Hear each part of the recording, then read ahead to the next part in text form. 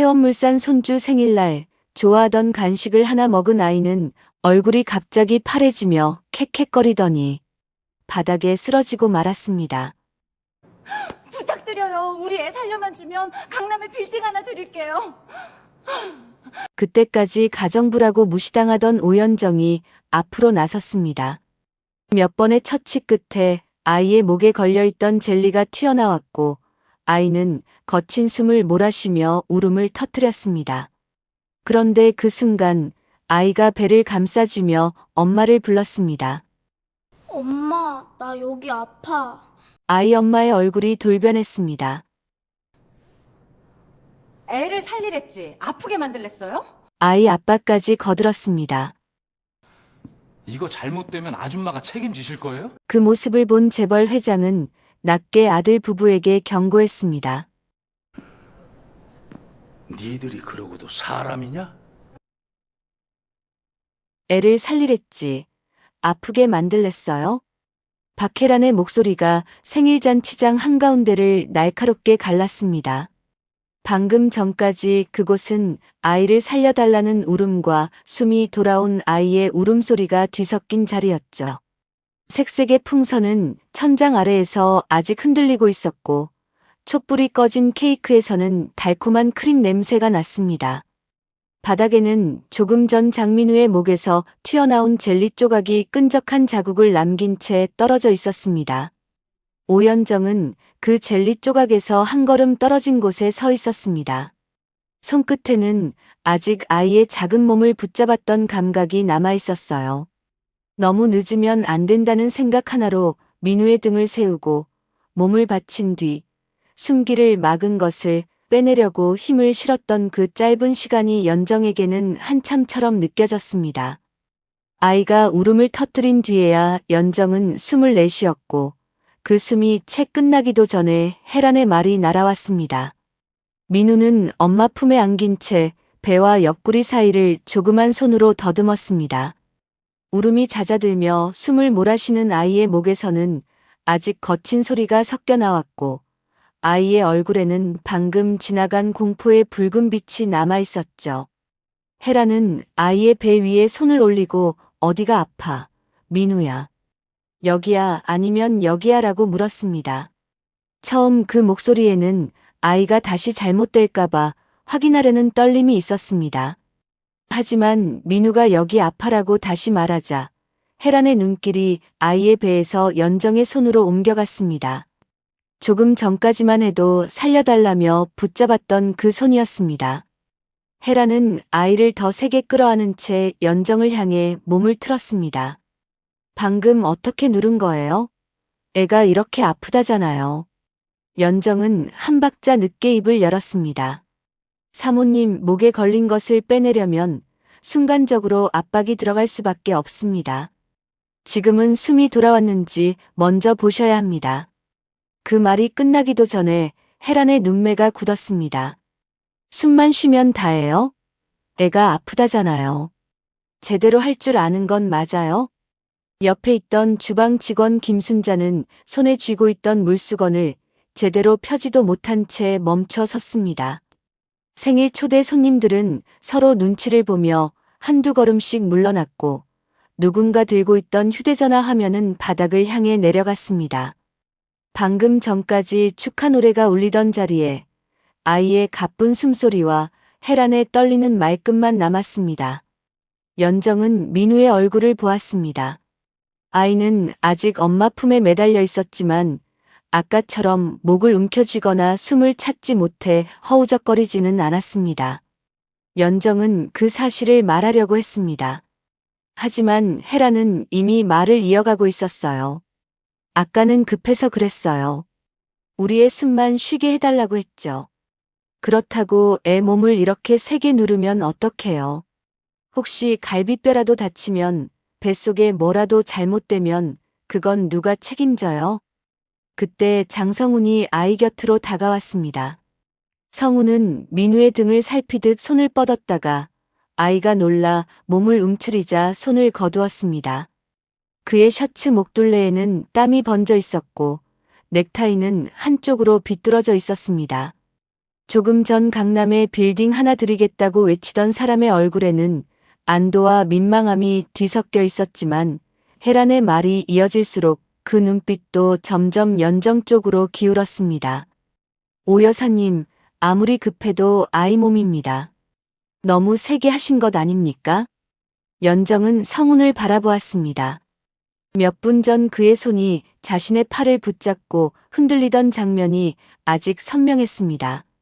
살려만 달라며 돈이든 건물이든 다 주겠다며 목소리마저 뒤집히던 사람이었습니다. 연정은 그 손자국이 남은 팔을 다른 손으로 가만히 감쌌습니다. 부사장님, 민우 도련님은 기도가 막혀 있었습니다. 그때는 시간을 놓치면 안 됩니다. 시간을 놓치면 안 되는 건 알겠지만 결과적으로 애가 아프다고 하지 않습니까? 성운의 말은 조용했지만 그 조용함이 오히려 방 안을 더 차갑게 만들었습니다. 혜란이 울며 쏟아낸 말은 공포에서 나온 것처럼 보일 수도 있었지만 성운의 말은 한 번 걸러 나온 말이었어요. 그 말은 연정의 손을 구조한 손이 아니라 문제를 만든 손처럼 만들고 있었습니다. 혜란은 그 틈을 놓치지 않았습니다. 맞아요. 저희가 지금 얼마나 놀랐는지 아세요? 우리의 몸에 손을 댔으면 끝까지 책임지셔야죠. 가정부 일이랑 사람 몸 만지는 일이 같아요? 그 말에 연정의 어깨가 아주 조금 내려갔습니다. 울지도 않았고 큰 소리로 맞서지도 않았습니다. 다만 아이가 숨을 찾은 뒤에야 겨우 풀렸던 손가락이 다시 천천히 굳어졌습니다. 연정은 눈앞의 사람들에게 응급처치의 이유를 설명할 수는 있어도 방금 아이를 살린 손이 왜 죄인처럼 세워져야 하는지는 설명할 수 없었습니다. 장병철은 아들 장준호의 어깨를 잡고 뒤로 물러서 있었습니다. 준호는 어른들 사이에서 얼굴을 들지 못한 채 바닥에 떨어진 젤리 조각만 보고 있었습니다. 그 아이도 조금 전 심폐소생술을 해야 한다며 민우를 눕히려 했지만 이제는 누구도 그 말을 꺼내지 않았습니다. 모든 시선은 연정에게만 모이고 있었습니다. 민우가 다시 작은 목소리로 엄마 이제 숨 쉬어져라고 말했습니다. 아이의 말은 연정에게는 다행스러운 확인이었지만 혜란은 그 말보다 아이의 손이 배 위에 올라가 있는 모습에만 매달렸습니다. 혜란은 아이를 안은 팔을 늦추지 않은 채 다시 연정을 노려보았습니다. 숨 쉬는 건 당연히 그래야죠. 애를 살린다고 애를 이렇게 아프게 만들면 그게 제대로 한 거예요? 그 순간 연회장 뒤편에 서 있던 장병호 회장이 천천히 걸음을 옮겼습니다. 회장의 구두 소리가 대리석 바닥을 낮게 울렸고 그 소리에 가까운 친척들부터 차례로 입을 다물었습니다. 회장은 먼저 민우의 얼굴을 보았습니다. 아이의 가슴이 아직 빠르게 오르내리고 있었지만 조금 전처럼 막힌 숨을 찾지는 않았습니다. 다음으로 회장은 바닥의 젤리 조각을 보았습니다. 그 작은 조각 하나가 방금 이 집안을 얼마나 흔들었는지 그 자리에 있던 사람들은 모두 알고 있었습니다. 회장은 마지막으로 연정을 보았습니다. 연정은 두 손을 앞에 모은 채 서 있었고 손등에는 민우를 붙잡으며 생긴 붉은 자국이 희미하게 남아 있었습니다. 회장의 시선이 그 손등에 잠시 머물렀습니다. 혜란은 아직도 말을 멈추지 못했습니다. 아버님, 민우가 아프다잖아요. 아무리 급해도 애 몸을 그렇게 세게 누르면. 그때 회장이 고개를 들었습니다.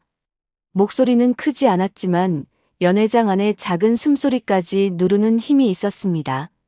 민우 애미야, 너 지금 무슨 말을 한 게냐? 혜란의 입이 그 자리에서 멈췄습니다. 성운도 아이 곁에 앉은 자세 그대로 굳었습니다. 조금 전까지 아이의 생일을 축하하던 사람들은 풍선 아래에서 서로의 얼굴만 바라보았습니다. 회장은 바닥에 떨어진 젤리 조각을 한 번 더 내려다본 뒤 민우를 안고 있는 며느리와 그 옆에 선 아들을 천천히 번갈아 보았습니다. 낮은 숨이 그의 가슴에서 한 번 올라왔다가 내려갔습니다. 아이가 살아있으니까 아프다고 말하는 게다. 그 한마디가 떨어지자 혜란의 손이 민우의 배 위에서 멈췄습니다. 연정은 아무 말도 하지 않았습니다. 다만 방금까지 죄인처럼 서 있던 그 자리에 그대로 선 채 처음으로 자신을 향하지 않는 회장의 시선을 조용히 받아냈습니다. 그 말이 떨어진 뒤 연회장 안에는 케이크의 단내와 식은 음식 냄새만 어색하게 떠 있었습니다. 혜란은 민우를 품에 안은 채 움직이지 못했고 성우는 아이 곁에 앉은 자세 그대로 회장의 눈치를 살폈습니다. 방금 전까지만 해도 아이의 생일을 축하하던 친척들은 풍선 아래에 굳어 선 채 서로의 숨소리까지 조심하고 있었죠. 병호는 혜란을 향해 한 걸음 다가섰습니다. 목소리는 높지 않았지만 그의 말끝에는 평소 회의실에서 사람들을 조용히 눌러 세우던 힘이 남아 있었습니다. 예, 민우가 지금 배가 아프다고 했지. 그래, 아플 수 있다. 방금 목에 걸린 걸 빼내려고 몸에 힘이 들어갔으니 아이 몸이 놀랐을 게다. 하지만 그 아픔은 살아있는 아이가 말할 수 있는 아픔이다. 혜란은 입술을 열었다가 닫았습니다. 아이의 배 위에 올려둔 손은 아직 떨어지지 않았고 손가락 끝이 아이 옷자락을 불안하게 만지고 있었어요. 민우는 엄마 품 안에서 가쁜 숨을 쉬며 회장 쪽을 바라봤습니다. 아이의 눈가에는 눈물이 맺혀 있었지만 아까처럼 숨을 찾아 허우적거리지는 않았습니다. 병호는 바닥에 떨어진 젤리 조각을 가리켰습니다. 저것이 목에 걸려있던 동안 이 아이는 말도 못하고 숨도 못 쉬었다. 그때 너는 아이 이름만 부르며 주저앉아 있었고 성훈이는 빌딩이니 뭐니 소리치며 저 사람 팔을 붙잡았다. 성훈의 얼굴이 천천히 굳었습니다. 방금 전 자신의 입에서 나온 말이 다시 들린 사람처럼 그는 연정의 팔 쪽을 잠깐 보았습니다. 연정은 두 손을 앞에 모은 채 서 있었고 팔목 아래에는 성훈이 잡아 흔든 자국이 흐리게 남아 있었습니다. 아버지, 저희도 너무 놀라서 그랬습니다. 혜란이도 민우가 아프다고 하니까. 놀라면 사람을 이렇게 대하느냐. 병호가 성훈의 말을 중간에서 끊었습니다. 그 한마디에 성훈의 어깨가 작게 굳었고 혜란은 아이를 더 끌어안았습니다. 멀리서 지켜보던 장병철도 아들 준호의 어깨에 얹은 손을 조심스럽게 내렸습니다. 병호는 성훈을 오래 바라보았습니다. 그의 시선은 아들을 꾸짖는 아버지의 눈빛이라기보다 회사의 중한 자리를 맡기려던 사람을 다시 살피는 눈빛에 가까웠어요. 성훈아, 내 아내가 저 말을 할 때 내가 말렸어야 했다.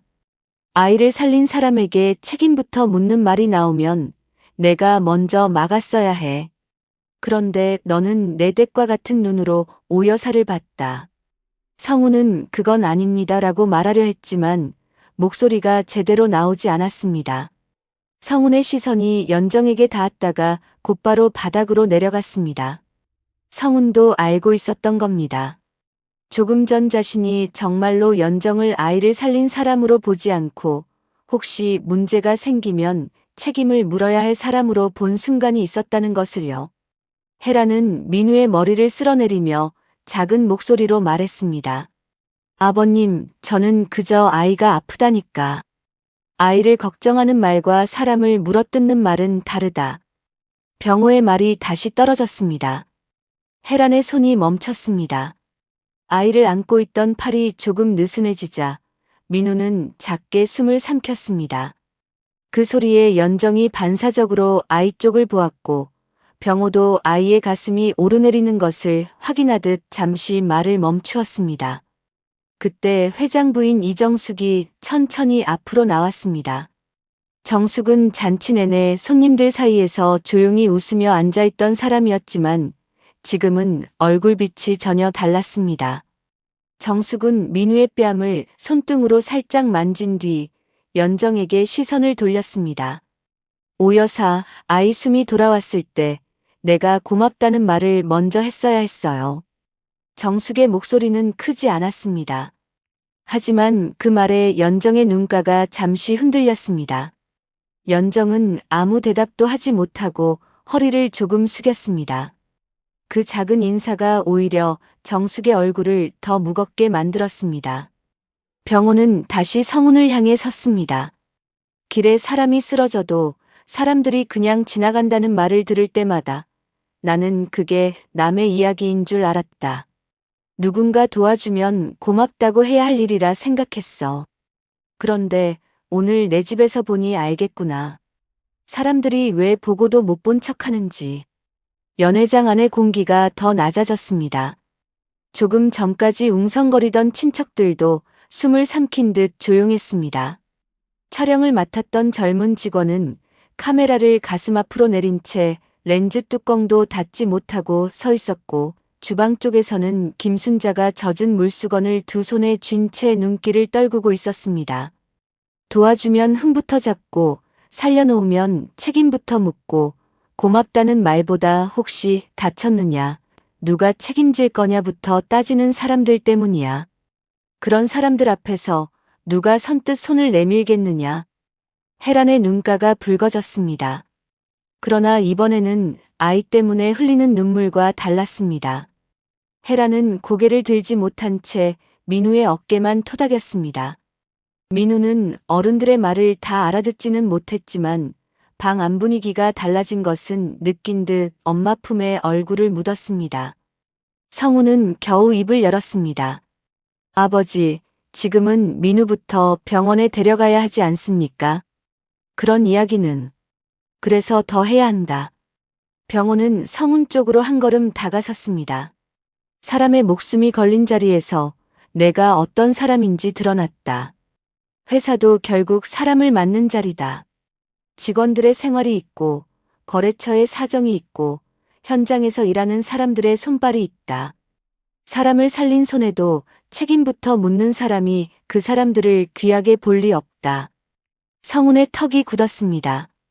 평소라면 곧장 반박했을 사람이었지만 이번에는 손주를 안고 있는 혜란도, 바닥의 젤리 조각도, 연정의 붉어진 손등도 성운의 입을 막고 있었습니다. 병호는 친척들 앞에서 아들을 오래 몰아세우지 않았습니다. 하지만 마지막 말은 누구도 못 들은 척할 수 없을 만큼 또렷했어요. 오늘부로 내 후계 절차는 전부 멈춘다. 혜란의 눈이 커졌고 성운의 얼굴에서 핏기가 빠졌습니다. 장병철은 형님하고 작게 불렀지만 병호는 동생 쪽을 보지 않았습니다. 비서실장 임태식이 뒤편에서 조용히 다가와 병호의 옆에 섰습니다. 태식은 상황을 묻지도 않고 회장의 입만 기다리는 사람처럼 자세를 낮췄습니다. 임 실장. 예, 회장님. 내일 아침 이사회 일정부터 다시 잡으시오. 성운이 승계 관련 절차는 전부 보류하고 외부 평가와 내부 감사를 먼저 진행하시오. 오늘 이 집에서 본 일을 회사 일과 떼어볼 수 없소. 태식은 짧게 고개를 숙였습니다. 알겠습니다, 회장님. 성우는 그제야 다급하게 몸을 일으켰습니다. 아버지, 그렇게까지 하실 일은 아닙니다. 민우 일로 모두 예민해져서. 성훈아. 병호가 아들의 이름을 불렀습니다. 그 부름은 고함보다 더 무겁게 들렸습니다. 예민해서 나온 말이 사람의 바닥일 때가 있다. 오늘 내가 본 것은 실수가 아니라 내가 사람을 보는 방식이다. 성우는 더 이상 말을 잇지 못했습니다. 혜란도 아이를 품에 안은 채 고개를 들지 못했습니다. 조금 전까지만 해도 화려한 잔치의 중심이었던 부부가 이제는 생일 케이크 앞에서 아무 말도 못하는 사람들이 되어 있었습니다. 정숙은 연정 쪽으로 다가갔습니다. 정숙은 연정의 손등을 조심스럽게 보더니 김순자에게 새 물수건을 가져오라고 손짓했습니다. 순자는 서둘러 따뜻한 물수건을 가져왔고 정숙은 그것을 연정에게 직접 건넸습니다. 손부터 닦아요. 아이 붙잡느라 힘들었겠어요.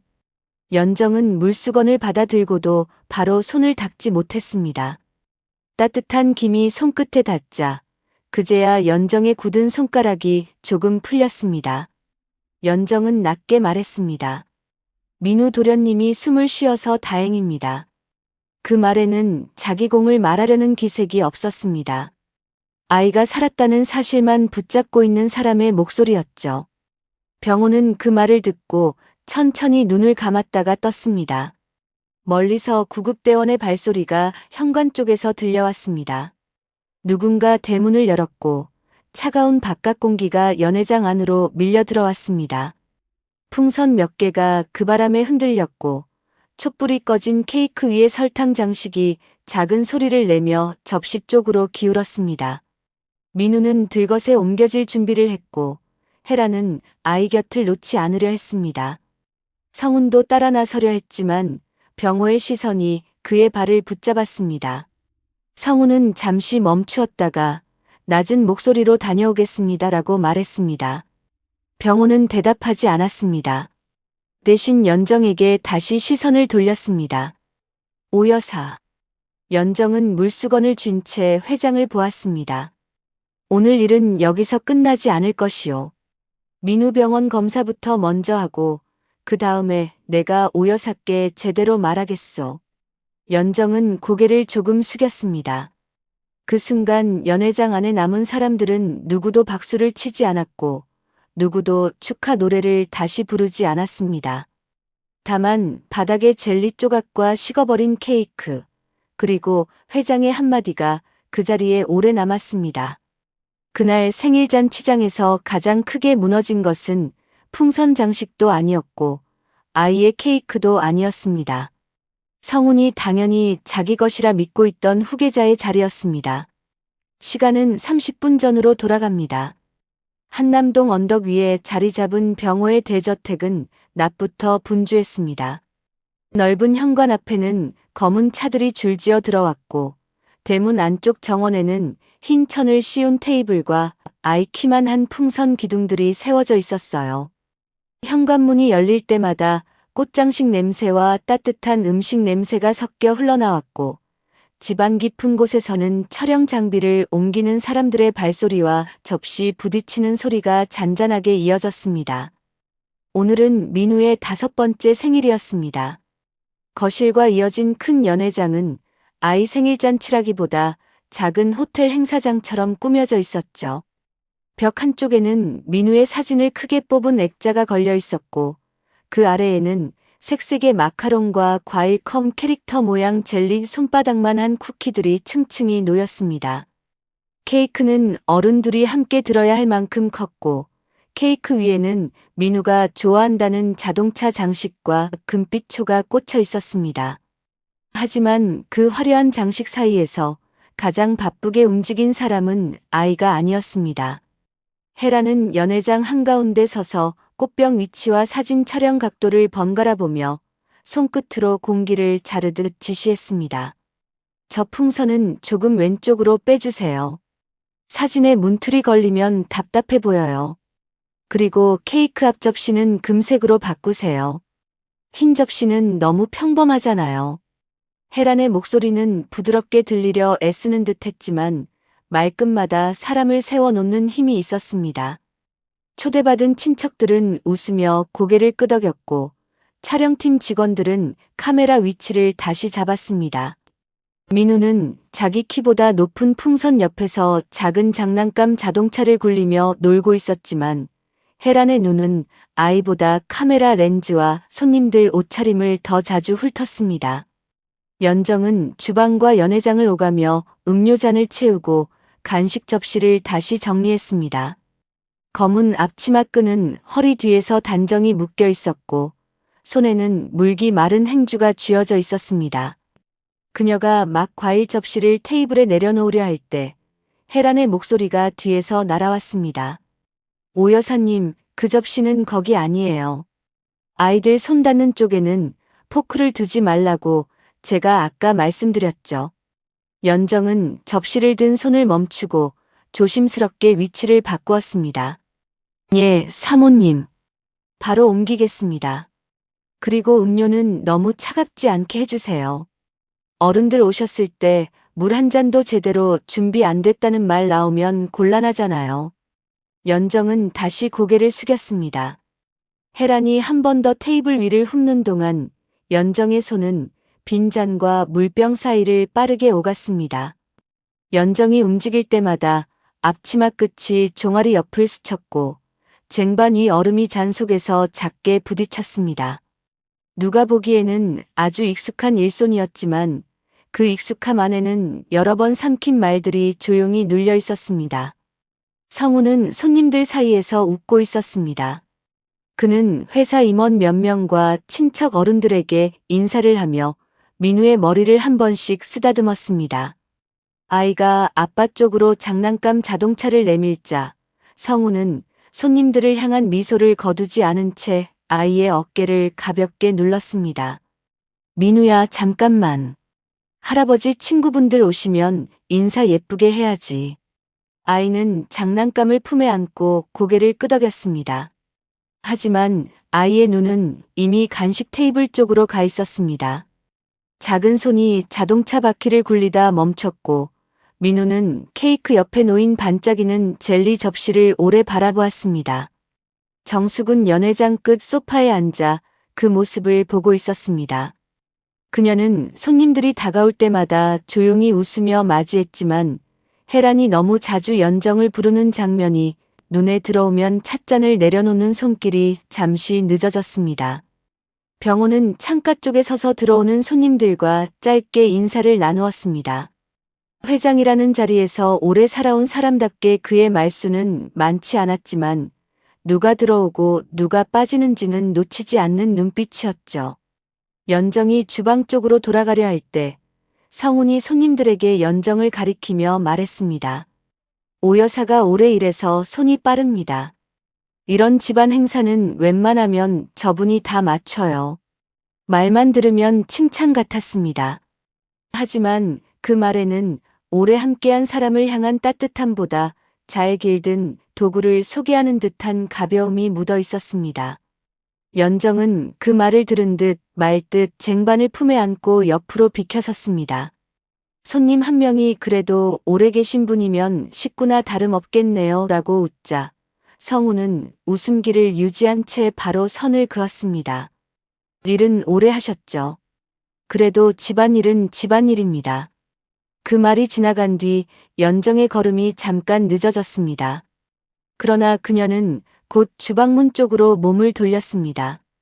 주방 안에서는 순자가 찜기 뚜껑을 열고 있었고 김이 하얗게 올라와 천장 조명 아래로 퍼졌습니다. 순자는 연정이 들어오자 눈짓으로 연회장 쪽을 가리켰습니다. 또 불렀어요? 연정은 물병을 내려놓으며 희미하게 웃었습니다. 오늘은 손님이 많으니까요. 순자는 대답 대신 국자 손잡이를 조금 세게 내려놓았습니다. 쇠가 스테인리스 냄비에 닿는 소리가 짧게 울렸습니다. 연정은 그 소리에 괜히 웃음을 더 키우지 않았습니다. 누가 뭐라 해도 오늘은 아이 생일이었고 연정은 행사 끝까지 빈틈없이 버티는 쪽을 택한 얼굴이었습니다. 연회장에서는 혜란의 목소리가 다시 들렸습니다. 오 여사님, 민우 손 닦일 물티슈 어디 있어요? 사진 찍기 전에 손부터 깨끗해야 해요. 연정은 물티슈와 작은 수건을 챙겨 나갔습니다. 민우는 케이크 앞 작은 의자에 앉아 발끝을 까딱이고 있었습니다. 아이의 손에는 자동차 장난감이 들려 있었고 손가락 사이에는 초콜릿 자국이 살짝 묻어 있었어요.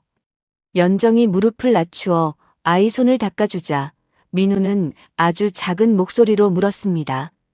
아줌마, 저 젤리 먹어도 돼요? 연정은 아이의 손가락 사이를 닦아주며 젤리 접시 쪽을 보았습니다. 과일 모양 젤리는 색이 곱고 말랑해 보였지만 아이 입에는 조금 큰 조각도 섞여 있었습니다. 연정은 접시 쪽으로 손을 뻗어 큰 조각 몇 개를 골라내려 했습니다. 그때 혜란이 다가왔습니다. 오 여사님, 지금 뭐 하세요? 그거 수입 젤리예요. 모양 흐트러지면 사진이 안 예뻐요. 연정은 손을 멈추었습니다. 사모님, 조각이 조금 큰 게 있어서요. 아이가 급하게 먹으면. 민우는 그런 거 잘 먹어요. 오늘은 손님들 앞이니까 접시 모양 흐트러뜨리지 마세요. 혜란은 그렇게 말하며 젤리 접시를 케이크 옆 중앙으로 다시 밀었습니다. 접시 아래 놓인 유리 받침이 테이블 위에서 미끄러지며 맑은 소리를 냈습니다. 민우의 눈은 그 소리를 따라 반짝였고 아이는 젤리 접시를 더 가까이 바라보았습니다. 연정은 더 말하지 않았습니다. 그녀가 큰 조각을 다시 확인하려던 손을 거두자 헤라는 곧바로 촬영팀을 불렀습니다. 이제 촛불 붙일게요. 다들 민우 쪽으로 모여주세요. 아버님, 어머님도 가운데로 오세요. 병호와 정숙이 케이크 뒤쪽으로 천천히 섰고 성우는 민우 의자 옆에서 어깨를 펴고 섰습니다. 헤라는 아이의 옷깃을 손끝으로 바로잡고 머리카락을 살짝 눌러 정리했습니다. 아이는 간식 냄새와 촛불 냄새가 섞인 공기 속에서 자꾸만 젤리 접시 쪽으로 시선을 보냈습니다. 민우야, 카메라 봐야지. 헤란이 작게 속삭였습니다. 아이는 잠깐 카메라를 보았지만 금세 케이크 옆에 알록달록한 젤리로 눈을 돌렸습니다.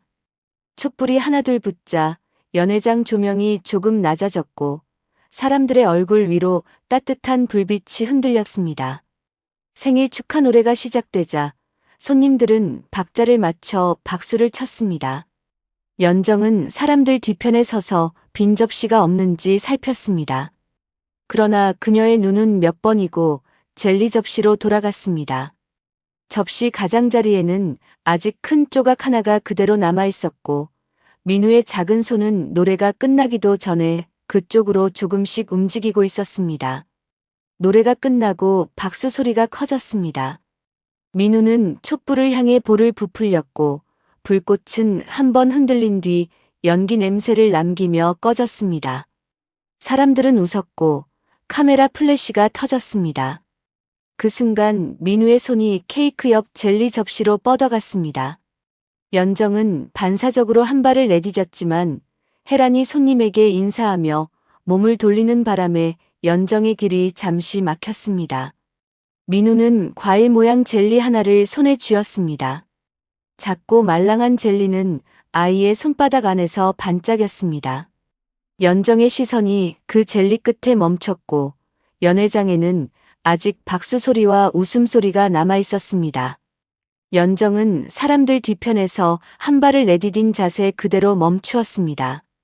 손님들이 케이크 앞으로 몰리며 박수 소리를 키우자 그녀의 작은 움직임은 풍선과 꽃장식 사이에 금세 묻혔습니다. 민우가 젤리를 쥔 손을 입가로 가져가는 모습이 보였지만 헤라는 카메라 쪽을 향해 아이의 어깨를 감싸며 민우야 웃어야지라고 말하고 있었어요. 연정은 다시 주방 쪽으로 물러났습니다. 행사 중에 주인집 며느리의 말을 끊고 아이 간식에 손을 대는 일은 그 집에서 쉬운 일이 아니었습니다. 앞치마 주머니에 넣어둔 행주가 손끝에 닿았고 그녀는 젖은 손가락을 그 행주에 천천히 문질렀습니다. 밖에서는 생일 축하 박수가 이어졌고 주방 안에서는 찜기에서 올라온 김이 하얗게 퍼지며 천장 조명 아래로 흘러갔습니다. 연정은 49살이었습니다. 지금은 태원물산 회장댁 입주 가정부로 일했지만 젊은 시절의 그녀는 구급차 안에서 살았습니다. 새벽 2시에 울리는 출동벨, 비오는 골목에서 미끄러지는 들것바퀴, 술 냄새와 피 냄새가 섞인 응급실 앞 공기, 그런 것들이 연정의 몸에는 아직도 남아 있었죠. 전화벨이 길게 울리면 그녀의 어깨가 먼저 반응했고 누군가 갑자기 숨을 몰아쉬면 그녀의 눈은 습관처럼 그 사람의 목과 가슴을 살폈습니다. 응급구조사 일은 말처럼 멋진 일만은 아니었습니다. 사람을 살렸다는 보람도 있었지만 한밤중에 사고 현장을 뛰어다니고 취객에게 욕을 듣고 보호자에게 멱살을 잡히는 일도 많았습니다. 젊을 때는 버틸 수 있다고 생각했어요. 하지만 허리와 어깨는 조금씩 무거워졌고 밤낮이 뒤집힌 생활은 몸속 깊은 곳까지 피로를 쌓아놓았습니다. 어느 겨울 새벽 연정은 빙판길에서 환자를 옮기다 허리를 삐끗했고 그날 이후 오래 서 있으면 허리 아래가 묵직하게 당겼습니다. 일을 그만둘 때 주변 사람들은 아깝다고 했습니다.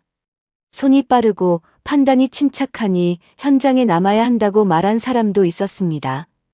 그러나 월급날 통장을 확인할 때마다 연정은 한숨을 삼켰습니다. 병원비와 생활비가 빠져나가고 나면 손에 남는 돈은 늘 얇았고 몸은 예전 같지 않았어요. 사람을 살리는 일만으로는 자기 생활을 붙잡기 어려운 날들이 이어졌습니다. 그때 소개받은 자리가 지금의 회장댁 일이었습니다. 입주 가정부라는 말은 처음엔 마음에 걸렸습니다. 남의 집에 들어가 먹고 자며 하루 종일 다른 사람의 생활을 맞춰야 하는 자리였으니까요. 그래도 급여가 좋았고 숙식이 해결됐습니다. 연정은 오래 망설이지 않았습니다. 돈 때문에 일자리를 고르는 일이 부끄러운 일은 아니라고 생각했습니다. 살아가는 데는 깨끗한 말보다 매달 나가는 돈이 더 정확하게 사람을 밀어붙였습니다. 처음 이 집에 들어온 날 연정은 대저택의 넓은 현관 앞에서 신발을 가지런히 벗었습니다. 대리석 바닥은 차가웠고 천장에 매달린 샹들리에는 낮에도 유리알을 반짝였습니다. 집안의 물건들은 하나같이 값이 나가 보였고 그 물건들을 닦는 사람의 손은 값으로 따지지 않는다는 사실도 오래 걸리지 않아 알게 됐습니다. 그녀에게 맡겨진 일은 청소와 식사 준비만이 아니었습니다. 손님이 오면 차를 내고 회장 부부의 약시간을 챙기고 생일과 제사와 집안 모임의 동선을 맞추는 일까지 모두 연정의 손을 거쳤습니다. 연정은 일을 못한다는 말을 들은 적은 거의 없었습니다. 오히려 손이 빠르다는 말, 눈치가 있다는 말, 오래 두고 쓰기 편하다는 말을 자주 들었습니다. 하지만 그 말들은 이상하게도 칭찬처럼 오래 남지 않았습니다. 사람을 향한 말이라기보다 집안 물건 하나를 평가하는 말처럼 들릴 때가 많았기 때문입니다. 헤라는 손님 앞에서 오 여사님이 알아서 잘해요라고 말하면서도 뒤돌아서면 접시 각도 하나로 연정을 다시 불렀습니다. 성우는 오 여사가 오래 일해서 편합니다라고 말하면서도 누가 식구나 다름없냐고 물으면 곧바로 선을 그었습니다. 연정은 그 선을 넘으려 한 적이 없었습니다. 이 집에서 자기 자리를 잘 알고 있었고 월급을 받는 만큼 맡은 일을 해야 한다고 생각했습니다. 다만 돈을 받고 일한다는 것과 사람 취급을 덜 받아도 된다는 것은 다른 문제였습니다. 그 차이를 말로 꺼낼 자리는 없었고 그녀는 그 차이를 매번 물잔 닦는 손과 닫힌 주방문 사이에 조용히 접어두었습니다. 그나마 민우는 연정을 어렵게 대하지 않았습니다. 아이는 어른들처럼 말을 고르지 않았고 부르면 와야 하는 사람이라는 눈으로 보지도 않았습니다. 간식을 찾을 때도 연정 아줌마 하고 부른 뒤 자기가 좋아하는 과자를 나누어 주겠다고 작은 손을 내밀곤 했습니다.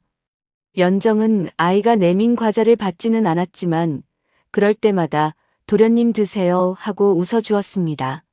민우의 웃음은 이 큰 집에서 가장 계산이 덜 섞인 소리였어요. 주방 문틈 사이로 다시 연회장이 보였습니다.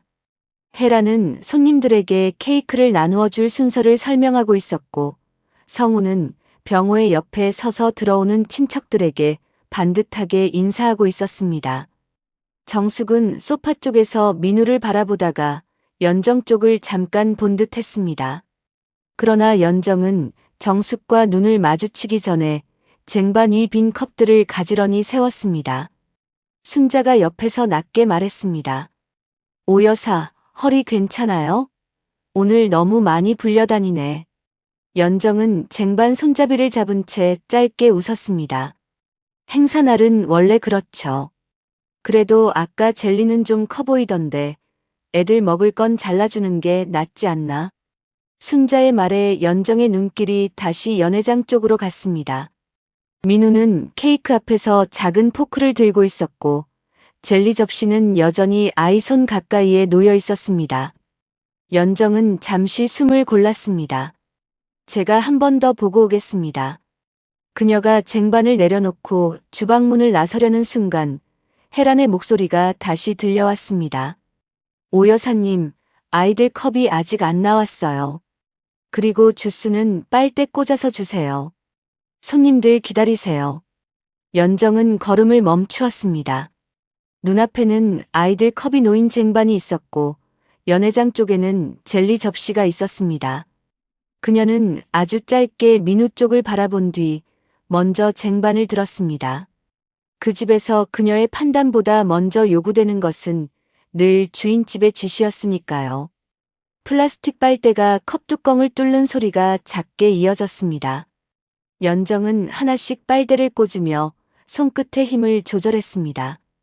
예전 구급차 안에서 주사기 포장을 뜯던 손, 환자의 숨을 살피던 손, 보호자의 울음 속에서도 들것을 잡고 버티던 손이 이제는 아이들 주스 컵을 가지런히 맞추고 있었습니다.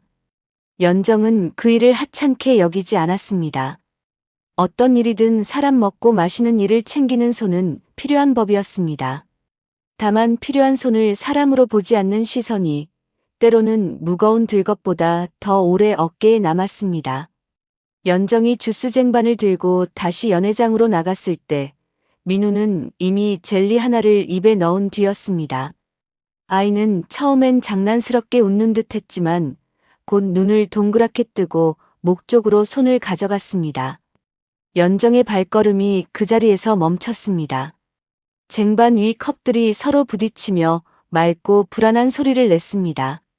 쟁반 위 컵들이 흔들리며 서로 부딪히는 소리에 연정의 손가락에 힘이 들어갔습니다. 민우는 젤리를 입에 넣은 채 눈을 동그랗게 뜨고 있었고 작은 손은 목 언저리로 올라갔습니다. 처음에는 아이가 장난을 치는 줄 안 사람들이 웃음을 터뜨렸어요. 혜란도 카메라 쪽을 보며 민우야, 그런 표정 말고 예쁘게 웃어야지라고 말했습니다. 민우는 대답하지 못했습니다. 아이의 입은 벌어졌지만 소리는 나오지 않았고 목을 감싼 손가락만 자꾸 움직였습니다. 아이의 얼굴에 붉은 기가 빠르게 올라오자 케이크 앞에 모여있던 사람들의 웃음이 하나둘 끊겼습니다. 촛불 냄새와 크림 냄새가 남아있는 공기 속에서 아이의 숨이 막히는 듯한 짧은 소리가 희미하게 들렸습니다. 민우야? 혜란이 아이 쪽으로 몸을 돌렸습니다.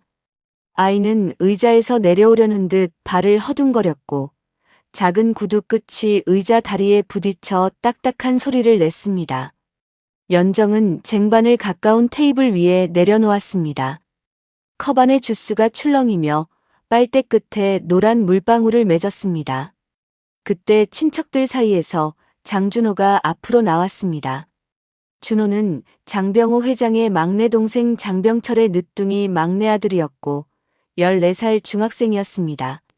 준호는 잔치가 시작되기 전부터 어른들 앞에서 학교 안전교육 이야기를 몇 번이나 했습니다.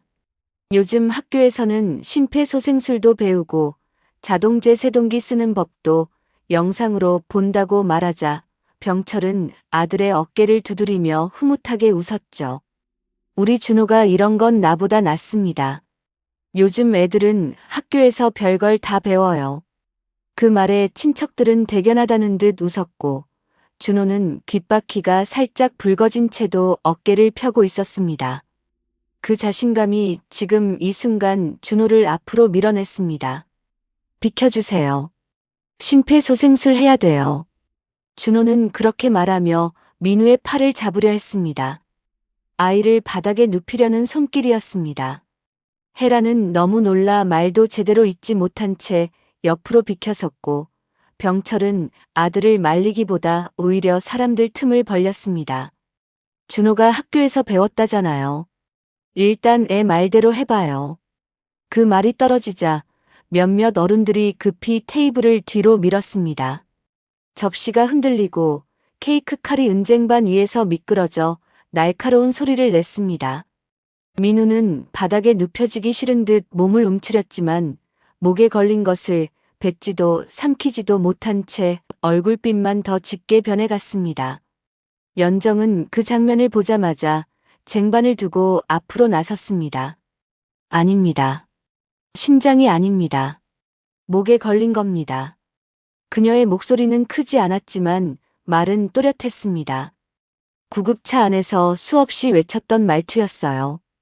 주변 상황을 먼저 정리해야 하는 순간 사람의 목소리는 이상하게 낮고 단단해지는 법이었습니다. 준호의 손이 멈칫했습니다.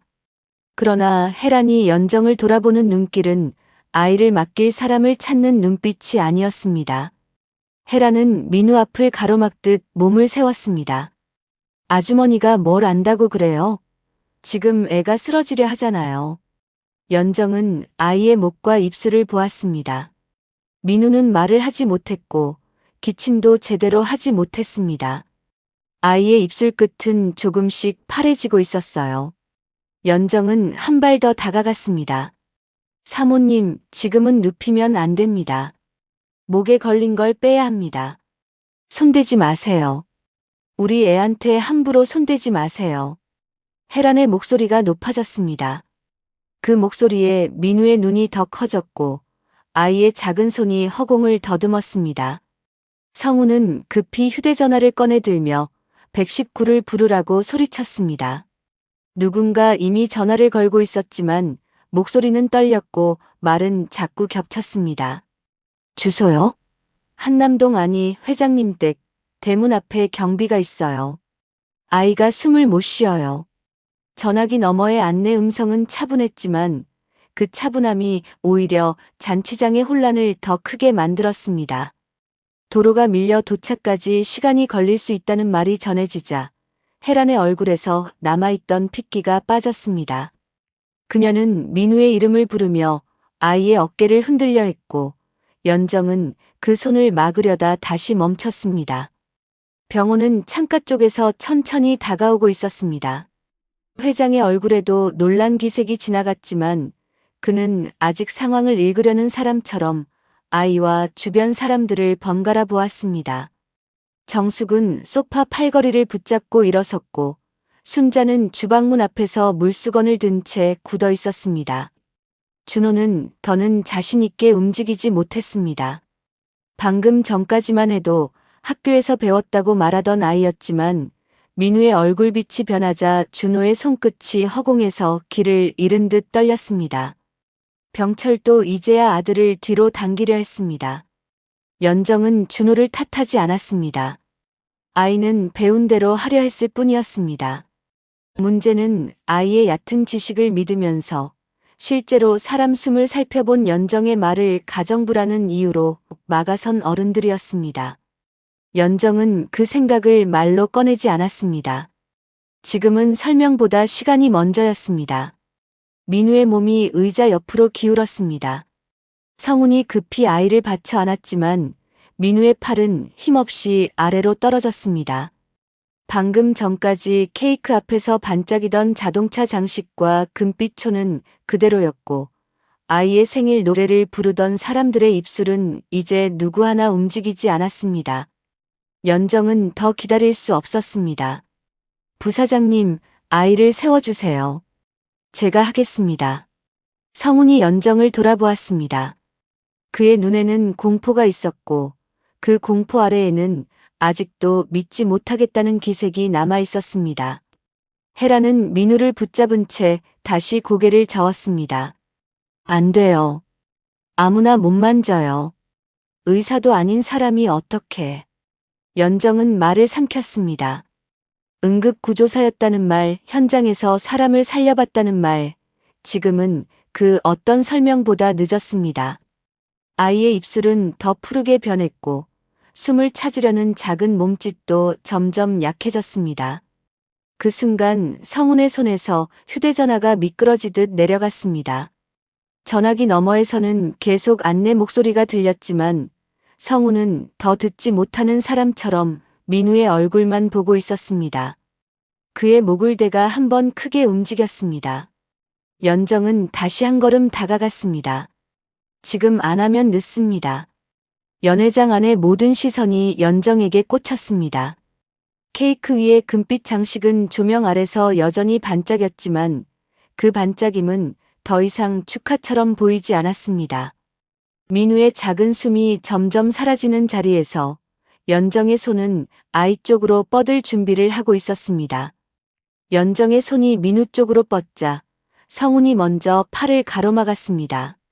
그의 손은 떨리고 있었지만 그 떨림 속에도 물러서지 않으려는 고집이 남아 있었습니다. 민우의 몸은 성훈의 팔 안에서 점점 무거워졌고 아이의 작은 손은 목 근처를 더듬다 힘없이 아래로 내려왔습니다. 잠깐만요. 오 여사, 지금 뭘 하겠다는 겁니까?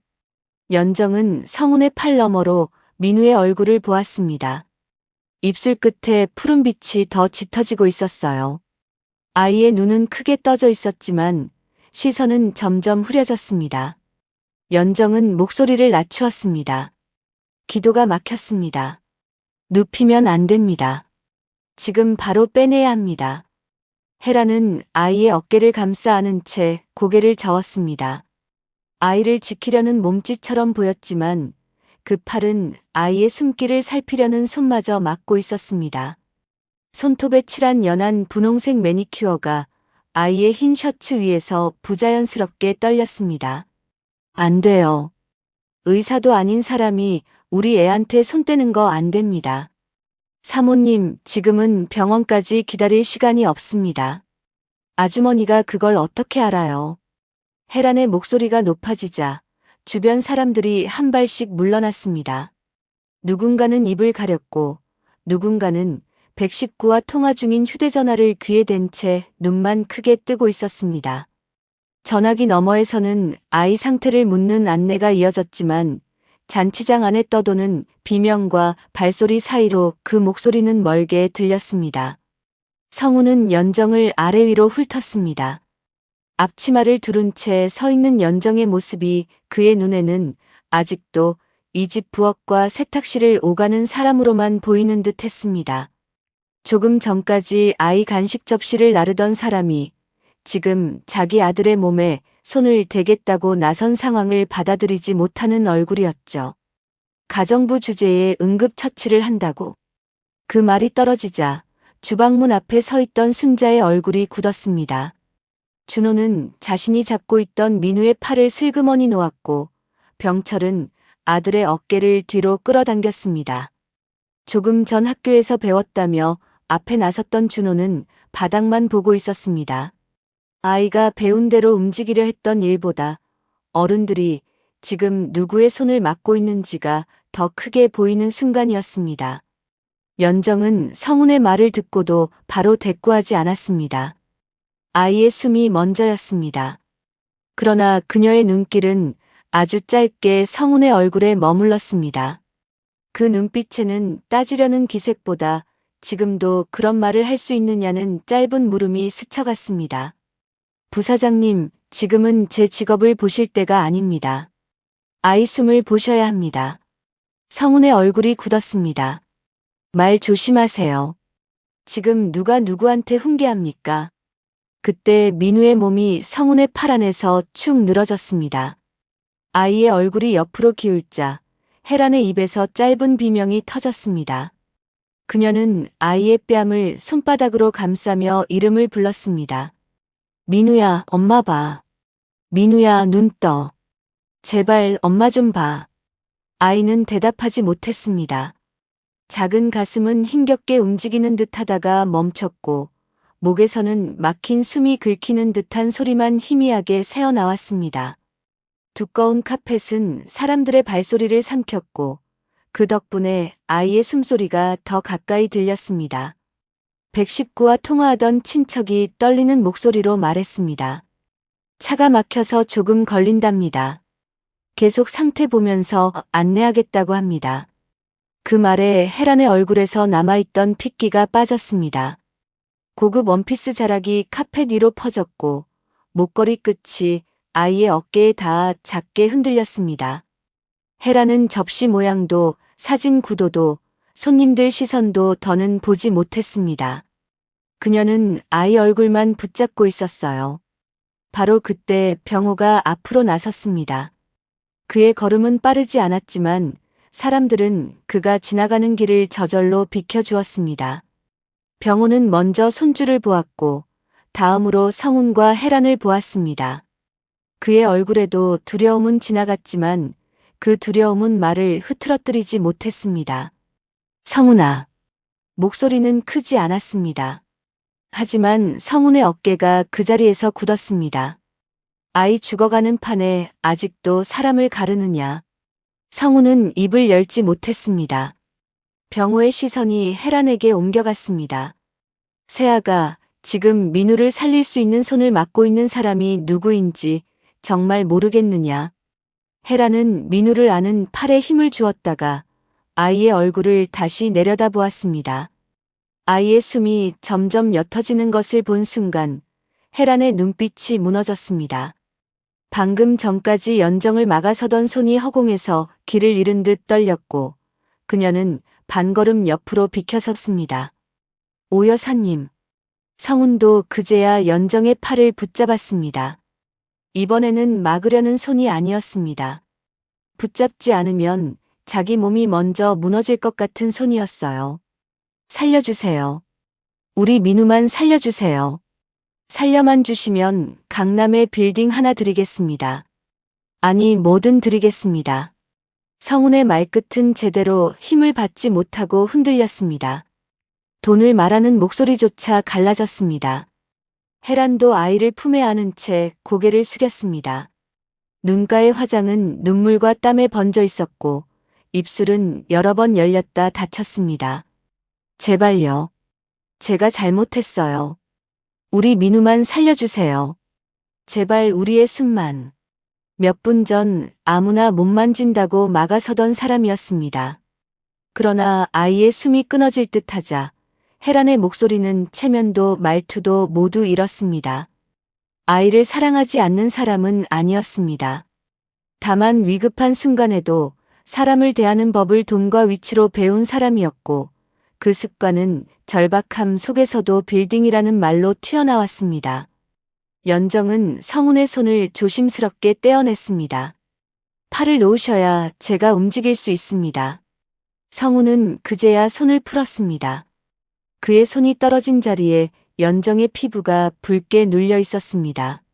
순자는 그것을 보고 숨을 삼켰지만 연정은 자기 팔을 볼 겨를이 없었습니다.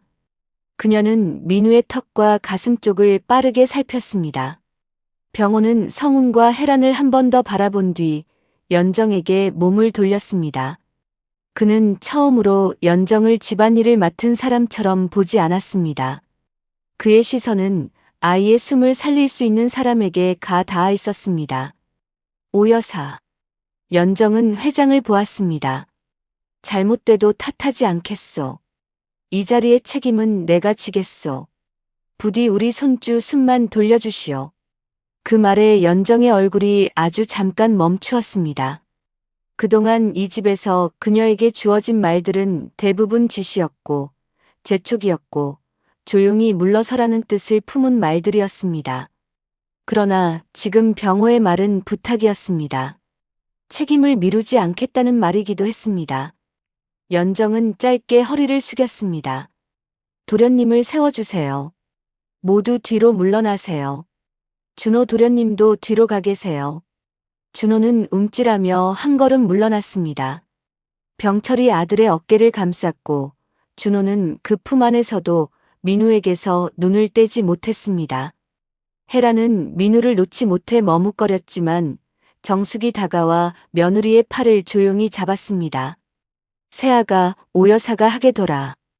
혜란은 아이를 놓는 순간 손이 비어버리는 것을 두려워하는 사람처럼 버티다가 결국 민우의 어깨에서 손을 뗐습니다. 성우는 아이를 조심히 세우려 했지만 손이 말을 듣지 않아 허둥댔고 연정은 성운의 팔을 살짝 밀어내며 아이의 몸을 자기 쪽으로 받았습니다. 민우의 몸은 작고 뜨거웠습니다. 아이의 셔츠에서는 달콤한 크림 냄새와 땀 냄새가 섞여났고 연정의 손바닥에는 아이의 가쁜 떨림이 그대로 전해졌습니다. 연정은 아이의 발 위치를 바로잡고 자기 몸을 아이 뒤에 붙였습니다. 연회장 안의 모든 소리가 멀어졌습니다. 풍선이 흔들리는 소리, 누군가 훌쩍이는 소리, 멀리 현관 쪽에서 경비원이 뛰어오는 발소리까지 모두 한 겹 뒤로 물러난 듯 했습니다. 연정의 눈에는 민우의 작은 몸과 막힌 숨길만 보였습니다. 그녀는 낮게 말했습니다. 민우 도련님, 조금만 버티세요. 연정의 두 손이 아이의 몸 앞쪽으로 정확히 모였습니다. 헤라는 양손을 입가에 대고 소리도 내지 못한 채 서 있었고 성우는 한 걸음 뒤에서 숨을 멈춘 사람처럼 굳어 있었습니다. 병호는 지팡이도 없이 서서 자기 손주와 오 여사의 손을 번갈아 바라보았습니다. 연정의 팔에 힘이 들어갔습니다.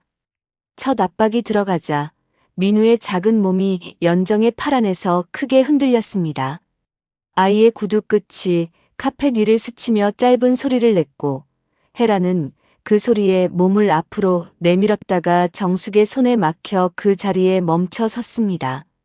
누구도 말을 하지 못했습니다. 케이크 위에 남은 초 연기 냄새와 아이 셔츠에 묻은 크림 냄새가 뒤섞인 채 연회장 안 공기는 숨막히도록 무거웠습니다. 연정은 아이의 몸을 더 단단히 받쳤습니다. 그녀의 눈은 민우의 얼굴과 목 쪽에서 떨어지지 않았어요. 아이의 입은 벌어져 있었지만 제대로 된 기침 소리는 나오지 않았고 작은 어깨만 들썩였습니다. 연정은 숨을 한 번 짧게 들이마신 뒤 다시 힘을 주었습니다. 두 번째 압박이 이어지자 헤란이 낮은 비명을 삼켰습니다. 손끝이 입가를 가린 채 떨렸고 성우는 한 발 앞으로 나오려다 병호의 시선을 보고 발을 멈췄습니다. 병호는 흔들리지 않는 눈으로 연정의 손을 보고 있었습니다. 회장의 얼굴은 굳어 있었지만 지금 그에게 남은 것은 지시가 아니라 기다림뿐이었습니다. 민우 도련님, 조금만 더요. 연정의 목소리는 아이의 귀에 닿을 만큼 낮았습니다. 아이가 알아들었는지 알 수는 없었지만 그 말은 주변 어른들의 숨까지 붙잡았습니다. 준호는 병철의 품 안에서 자기 손을 내려다보고 있었습니다. 조금 전 민우를 눕히려 했던 손이었습니다.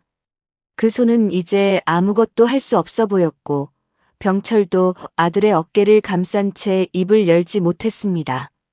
세 번째 압박이 들어갔습니다.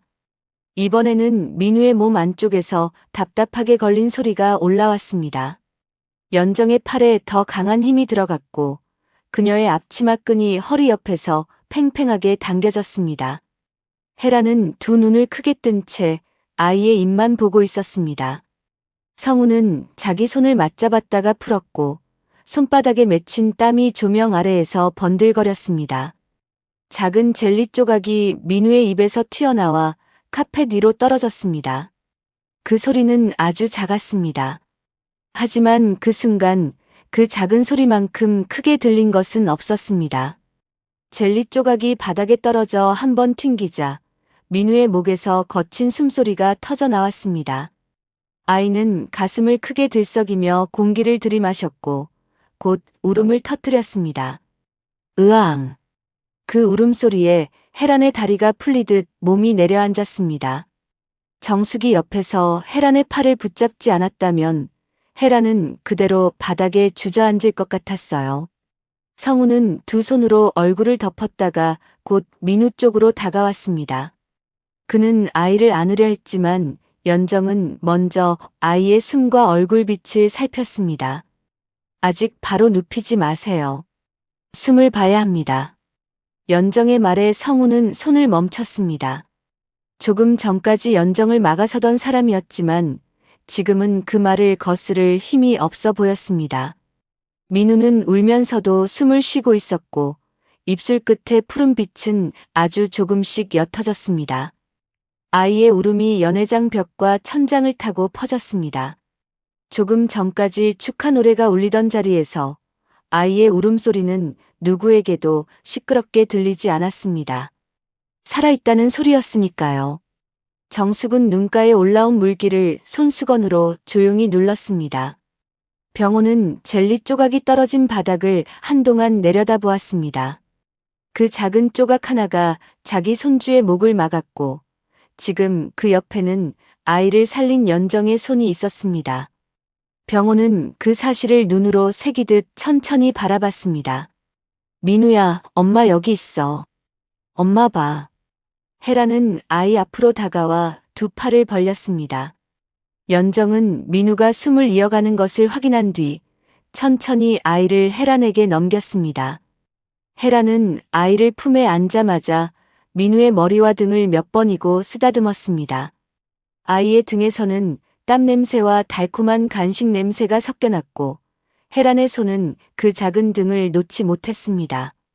성우는 그제야 바닥에 떨어진 휴대전화를 주워들었습니다. 전화기 너머에서는 구급대원의 안내 목소리가 계속 이어지고 있었습니다. 성우는 떨리는 손으로 전화를 귀에 대고 아이가 숨을 쉬기 시작했다고 말했습니다. 말끝은 자꾸 흔들렸고 그는 몇 번이나 같은 말을 되풀이했습니다.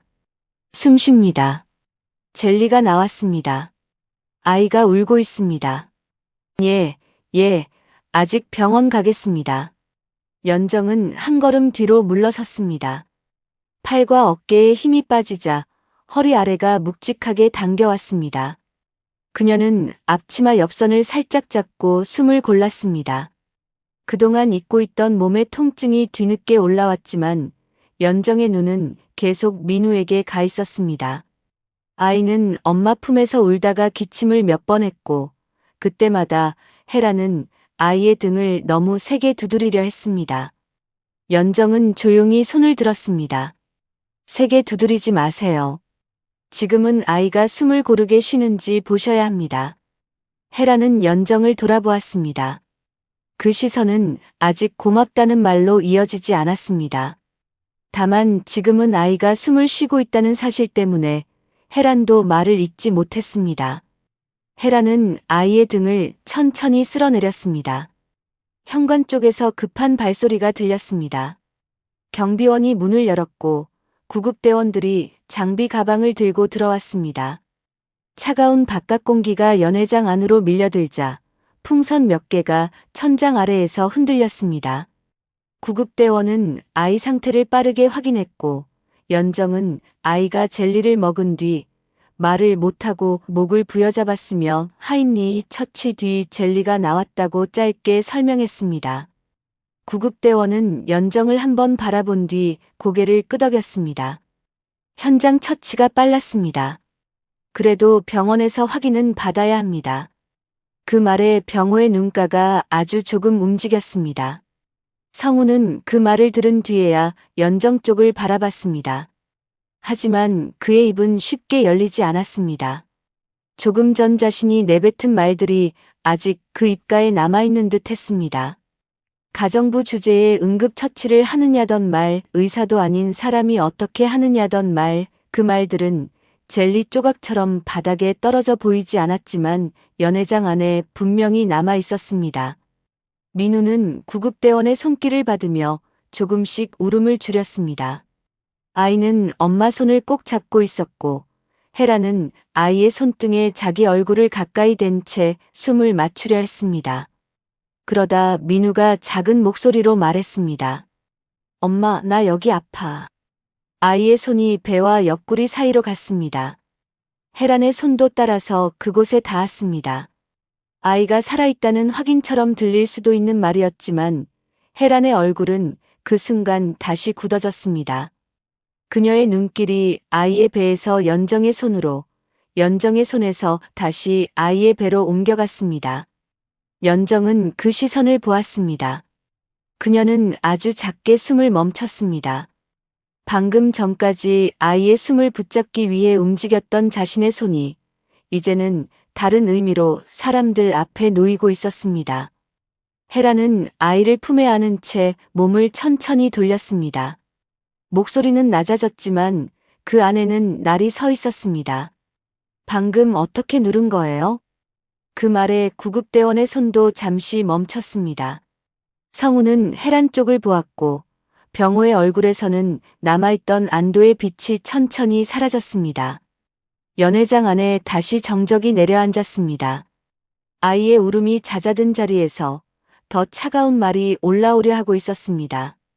구급대원의 손이 민우의 배 위에서 잠시 멈췄습니다. 혜란의 말끝은 아직 공기 중에 남아있었고 연정은 아이를 살핀 구급대원의 표정을 먼저 보았습니다. 민우는 엄마 품 안에서 지친 숨을 고르고 있었어요. 작은 손은 배와 옆구리 사이에 얹혀 있었지만 아이의 입술 끝에 남아있던 푸른빛은 조금씩 옅어지고 있었습니다. 처치 과정에서 통증이 있을 수 있습니다. 병원에서 확인하겠습니다. 구급대원은 그렇게 말하며 민우의 호흡을 다시 살폈습니다. 그 말이 끝나기도 전에 혜란의 시선이 연정에게로 돌아왔습니다. 방금 전 아이를 살려달라며 떨리던 눈빛은 사라지고 아이가 아프다는 말 하나에 날이 선 얼굴이 남아 있었습니다. 애를 살리랬지. 아프게 만들랬어요? 성우는 혜란을 말리지 않았습니다. 오히려 아이 몸이라 너무 세게 한 것 아니냐며 낮게 말을 보탰고 그 순간 연회장 안은 다시 얼어붙었습니다. 바닥에는 젤리 조각이 남아 있었고 케이크 옆에는 아직 자르지 못한 과일 접시가 그대로 놓여 있었습니다. 아이가 숨을 쉬게 된 바로 그 자리에서 아이를 살린 손이 다시 의심받고 있었죠. 병호의 낮은 목소리가 그 말을 끊었습니다. 살아있으니까 아프다고 말하는 것이라는 한마디에 혜란의 손이 멈췄고 사람 살린 손에 책임부터 묻는 집안이라면 누가 길에서 쓰러진 사람을 보고도 손을 내밀겠느냐는 말에 성우는 아무 대답도 하지 못했습니다. 병호는 그 자리에서 성운의 후계 절차를 전부 멈추라고 했고 임태식은 조용히 고개를 숙였습니다. 민우는 곧 구급차에 실려 병원으로 갔습니다.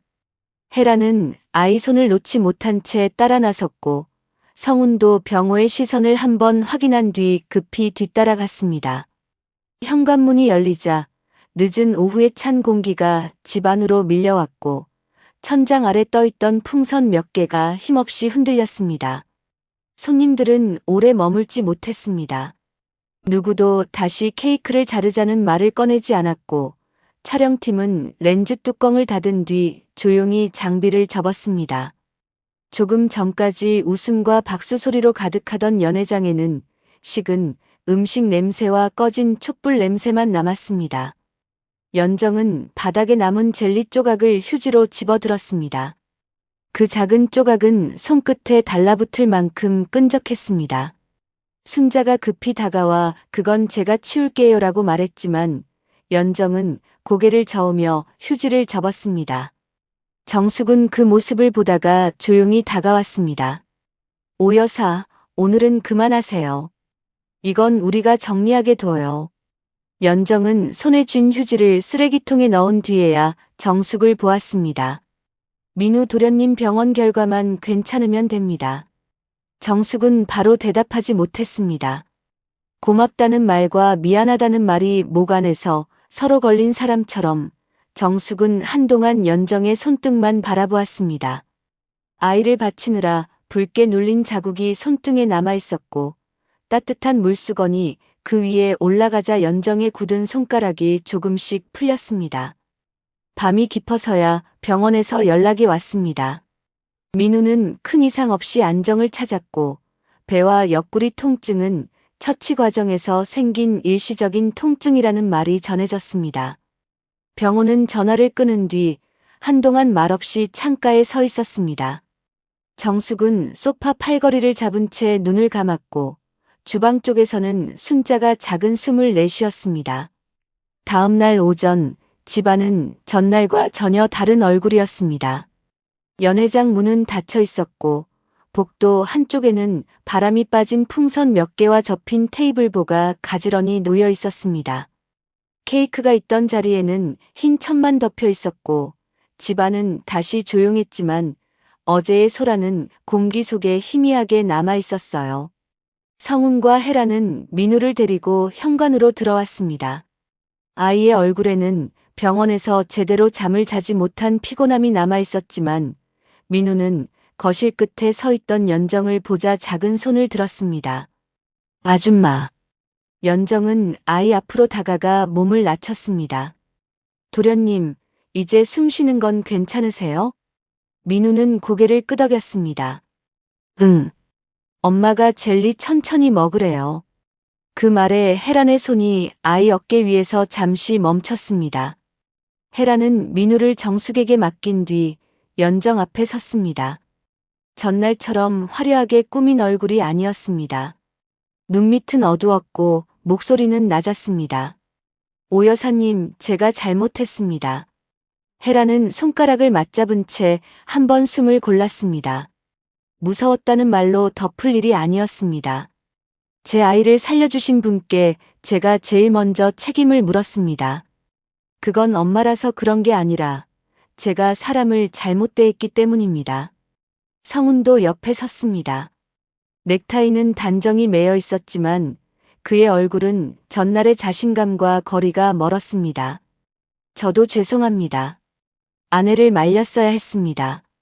그 전에 제가 먼저 고맙다고 했어야 했습니다. 살려달라고 매달릴 때는 빌딩까지 말해놓고 아이가 살아나자마자 다시 제 체면부터 챙겼습니다.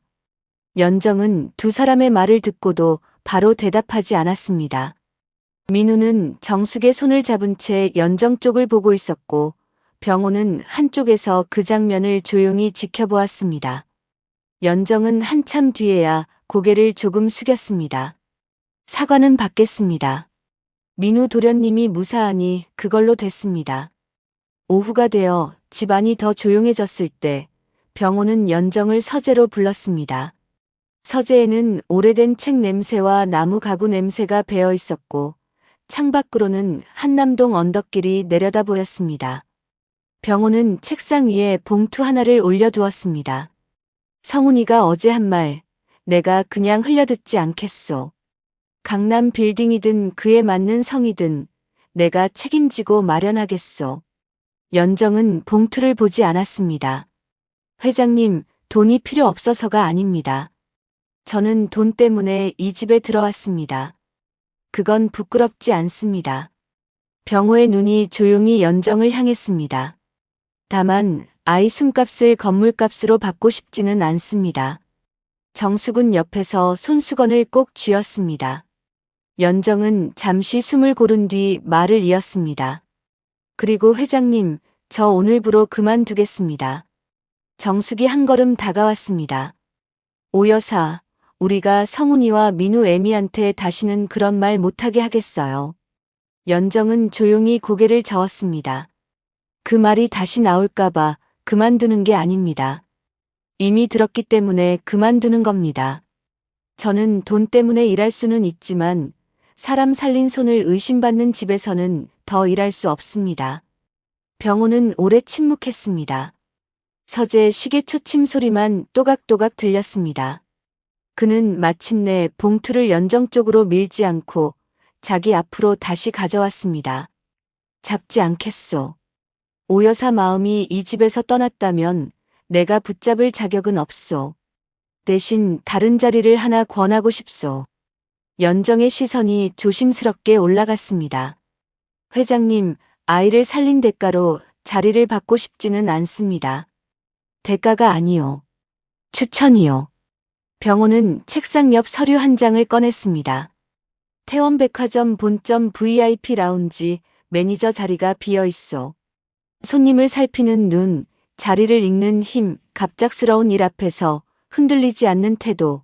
오 여사가 이 집에서 해온 일은 하찮은 일이 아니었소. 내가 할 일은 그걸 본대로 말해주는 것뿐이요. 연정은 서류를 바로 받지 않았습니다. 그녀는 한참 동안 창밖을 보았습니다. 대저택 대문 너머로 차들이 지나가고 오후 햇빛이 길 위에 길게 누워 있었습니다. 제가 해온 일을 경력으로 봐주는 자리라면 면접은 보겠습니다. 병호는 고개를 끄덕였습니다. 그날 저녁 연정은 작은 가방 하나를 들고 대저택 현관을 나섰습니다. 처음 이 집에 들어오던 날보다 짐은 많지 않았지만 발걸음은 그때보다 더 단단해 보였습니다. 민우는 정숙의 손을 잡고 현관 안쪽에 서 있다가 연정을 향해 손을 흔들었습니다. 아줌마, 또 와요. 연정은 아이를 향해 부드럽게 웃었습니다. 도련님, 젤리는 꼭 천천히 드세요. 아이의 작은 웃음소리가 현관에 퍼졌습니다. 연정은 돌아서서 대문 밖으로 걸어갔습니다. 그녀는 강남 빌딩을 받지 않았습니다. 대신 자기 손이 해온 일과 자기 이름이 다시 제대로 불릴 수 있는 자리로 걸어가기 시작했습니다. 요즘 세상 돌아가는 게 참 이해 안 갈 때가 많으시죠? 특히 길에서, 지하철에서, 공공장소에서 쓰러진 사람을 도우려 하지 않고 그냥 보고 지나가기만 하는 사람들이 많다는 얘기를 들을 때마다 저는 마음도 아프고 이해도 안 가기도 하고 그랬습니다. 그런데 이 이야기를 쓰면서 조금이나마 알겠더군요. 좋은 일을 해놓고도 고맙다는 소리는커녕 책임을 추궁하는 사람들이 많아지고 또 그걸 당연히 생각하는 사람들이 많아지니까 지금처럼 각박한 사회가 된 게 아닐까 하는 생각이 듭니다. 여러분들이 이런 비슷한 일을 당한다면 어떠시겠습니까? 아이 부모 입장이라면 또는 조부모 입장이라면 어떻게 행동하셨을 거라고 생각하시나요? 오늘은 제가 여러분께 숙제를 하나 내드리겠습니다. 나라면 어떻게 행동했을까? 저런 행동을 하는 사람들을 비난할 자격이 나한테 있을까? 많은 생각이 들게 만드는 사연이었습니다. 오늘 준비한 내용은 여기까지입니다. 재미있게 들으셨으면 구독과 좋아요, 어디서 들으셨는지 댓글까지 남겨주세요. 저는 더 재미있는 이야기 들고 돌아오겠습니다. 시청해주셔서 감사합니다.